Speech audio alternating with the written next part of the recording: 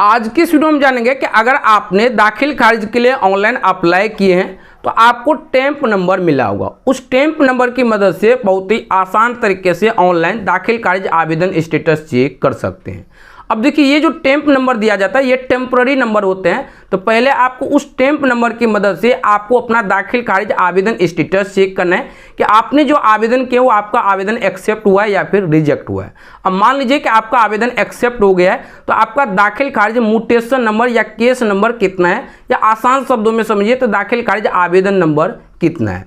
अब आवेदन नंबर जैसे ही आपको मालूम हो जाते हैं तो उस दाखिल खारिज आवेदन नंबर से आप बहुत ही आसान तरीके से दाखिल खारिज आवेदन स्टेटस चेक कर सकते हैं कि आपकी ज़मीन की दाखिल खारिज हुई या फिर नहीं हुई है, या फिर आपका दाखिल खारिज आवेदन किस स्तर पर अभी लंबित है।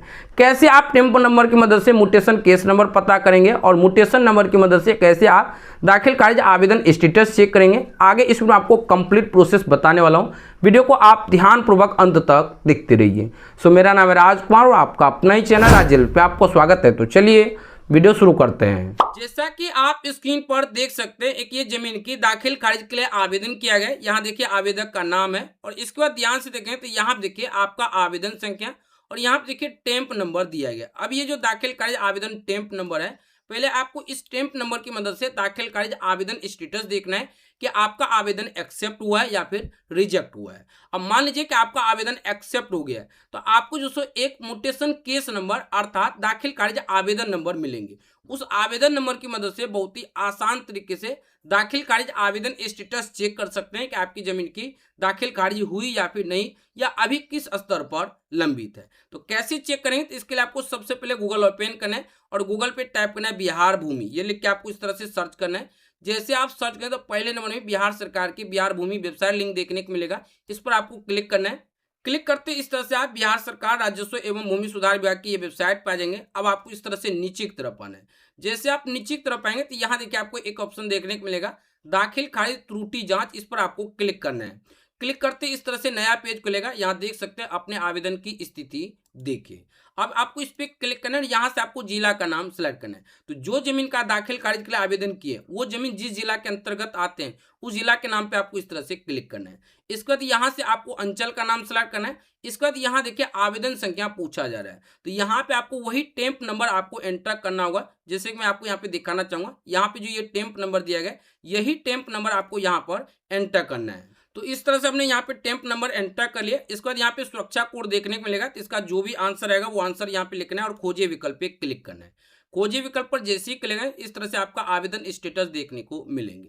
नीचे की तरफ आना है। अब यहाँ पे देखिए आपका आवेदन का पूरा विवरण देखने को मिलेंगे। अब दाखिल खारिज के लिए आवेदन किए हैं और आपका आवेदन सब कुछ ओके है तो यहाँ पे आपको इस तरह से लिखा आ जाएगा कि योर म्यूटेशन आवेदन संख्या, यहाँ पे टेम्प नंबर रहेगा, was fund okay during verification, your mutation case number is इतना। तो यहाँ पे आपको म्यूटेशन नंबर यानी दाखिल खारिज आवेदन नंबर मिल जाएंगे। अब यही आवेदन नंबर की मदद से आपको दाखिल खारिज आवेदन स्टेटस चेक करना है कि आपकी जमीन की दाखिल खारिज आवेदन स्टेटस अभी किस स्तर पर लंबित है, जमीन की दाखिल खारिज हुई या फिर नहीं हुई है। तो यहाँ आप ध्यान से देखें तो पहले नंबर में आपको यहाँ पे देखिए म्यूटेशन केस नंबर यानी दाखिल खारिज आवेदन नंबर देखने को मिलेंगे और इसके आगे यहाँ पे जो वित्तीय वर्ष देखने को मिलेंगे यानी कौन से वर्ष में आवेदन हुआ है। अब आप कैसे चेक करेंगे इस म्यूटेशन केस नंबर से, तो इसके लिए आपको फिर से इस वेबसाइट के होम पेज पर आना है और यहाँ देखिए आपको ये ऑप्शन देखने को मिलेगा दाखिल खारिज आवेदन स्थिति देखे। इस पर आपको क्लिक करना है। क्लिक करते इस तरह से नया पेज खुलेगा। अब यहाँ से आपको जिला का नाम सेलेक्ट करना है तो जमीन जो जिला के अंतर्गत है उस जिला पे क्लिक करना है। इसके बाद यहाँ से आपको अंचल का नाम सेलेक्ट कर लेना है, जो भी अंचल का नाम होगा, और यहाँ से आपको वित्तीय वर्ष सेलेक्ट करना है। जैसा कि अभी आपको बताया यहाँ पे देख सकते हैं ये लास्ट वाला 26-27 वित्तीय वर्ष हो गया। तो इस तरह से मैं यहाँ पे वित्तीय वर्ष 26-27 सेलेक्ट कर लिए। इसके बाद यहाँ देखिए प्रोसीड, इस पर आपको क्लिक करना है।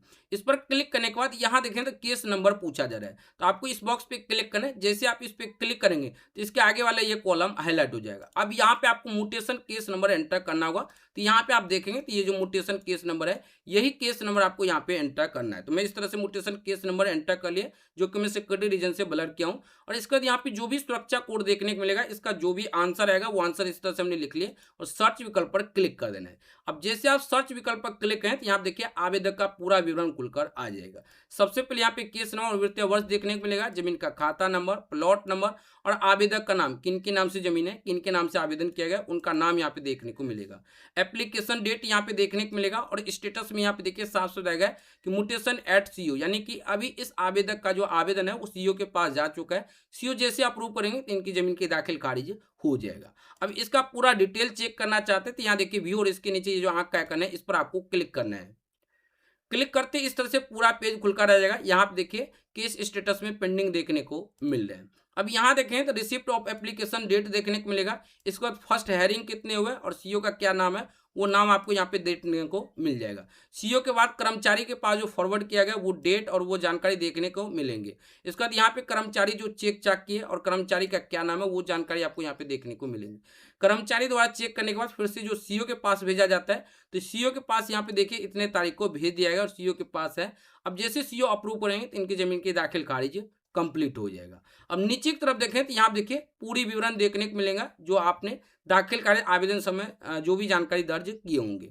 अब यहाँ देखिए कॉपी ऑफ रिसिप्ट, तो इस पर क्लिक करके आप ये कॉपी रिसिप्ट डाउनलोड कर सकते हैं और इस पर क्लिक करके डायरेक्ट प्रिंट कर सकते हैं।